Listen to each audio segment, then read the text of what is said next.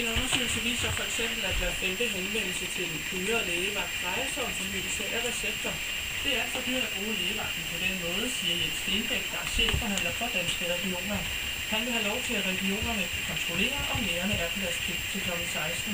Det er de oplysninger, som vi også lægger vægt på, vi kan have adgang til og have en sikkerhed for, at det er noget af det, vi har med i forhold omkring den her overenskomst.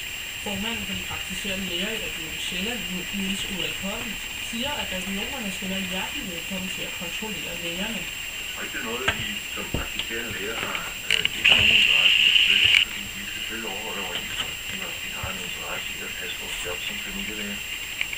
Adskillige af landets 30 dyreste barmarksværker var indtil for kort tid siden ejet af energiselskabet E.ON.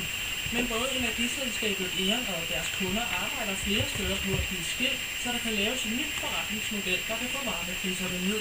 Blandt andet på Ørslev, Tørslev, Kraft.